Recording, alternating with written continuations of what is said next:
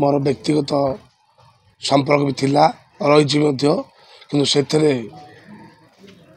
जो घटना घटे एटा आमे आमर माननीय मुख्यमंत्री बहुत दुख प्रकाश करिसेंती।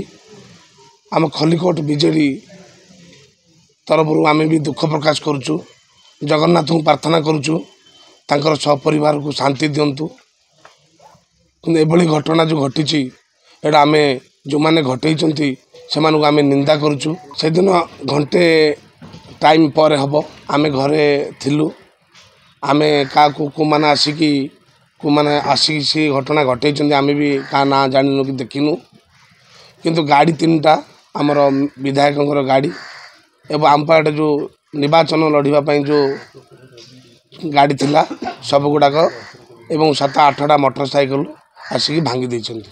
माने आमर प्रशासन स्तर रे एसपी एवं आमर आईआईसी तापर तदंत करुचन्ती।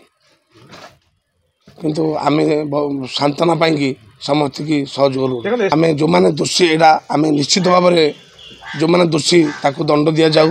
आमे संपूर्ण भाव में पुलिस की सहयोग करूँ आ सब क्षेत्र में से परिवार सहयोग करूँ आ तदंतर भी सहयोग करूँ। आमको जो सहयोग आवश्यक आपण मैंने प्रशासन तरफ जोठिकी आवश्यक पड़ो आम संपूर्ण भाव में सहयोग करूँ। ना ना यहाँ भूल कथा कहते आमे संपूर्ण भाव में आमर सूर्यमणि प्रार्थी होती विजु जनता दलर आम प्रत्येक गाँ प्रचार करने जाऊँ किंतु निज घरे अच्छु प्रति मूवमेंट करुचु प्रत्येक पंचायत को मूवमेंट करुचु कि आम कड़े आम जाइनु। आ जो दिन जो घटना घटिला से दिन आमर निर्वाचन सभा थिला। से निर्वाचन सभा आज नुह दीर्घ आमर माननीय मुख्यमंत्री जो विजु जनता दलर आमर विजु जनता दल सभापति माननीय मुख्यमंत्री सूर्यमणि बद्य जो आमर विजु जनता दल पर प्रार्थी करछंती। आमे रानी माँ बंगला प्राय 1 मास धरिकी मीटिंग करुचु। आज मीटिंग नाई खलिकोट निर्वाचन मंडली रानीमा 50 वर्ष एमएलए थिले। प्रत्येक मीटिंग विजु जनता दलर रानीमा बंगला हुए पंचायत स्तर एवं विधानसभा स्तर जेते प्रकार निर्वाचन आसे कर्मी सम्मेलन एवं सब व्यवस्था पाई आमे सब बेले रानीमा बंगला मीटिंग करूँ। आज नुह आ रानीमा जो एमएलए थिले आमर खलिकोट निर्वाचन मंडली कवि सूर्यनगर निर्वाचन मंडली आमे कर्मी हिसाब से सबुदिन रानीमा पाखु जाऊ जाकि से मीटिंग कर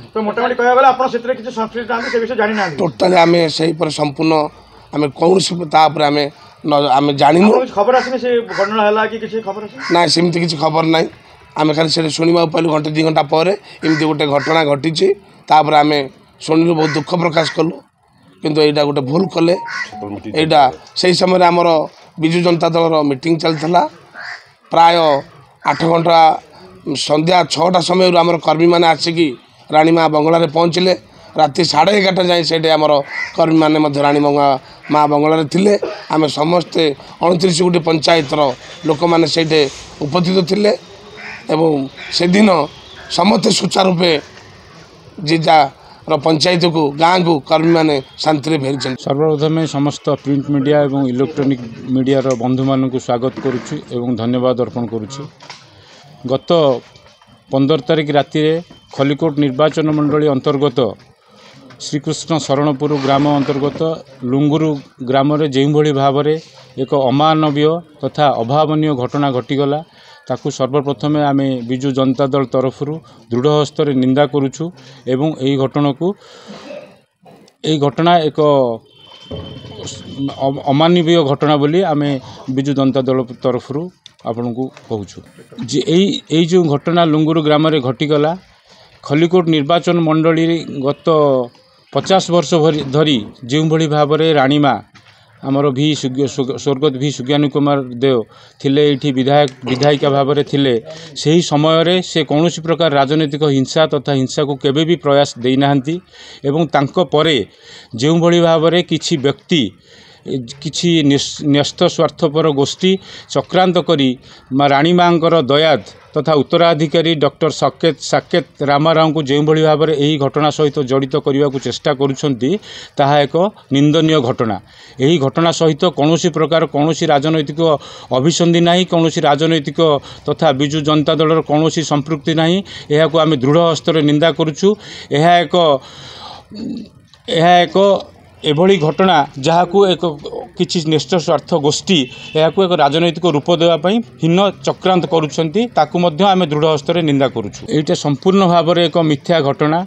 से ही दिन आमर जो राजबाटी दीर्घ 50 वर्ष है बहुत कर्मी सम्मिलन हो आसुअछि। से दिन आमर एक कर्मी सम्मिलन विजु जनता दल तरफ खलिकोट निर्वाचन मंडली खलिकोट ब्लॉक आयोजन करा जायतिला।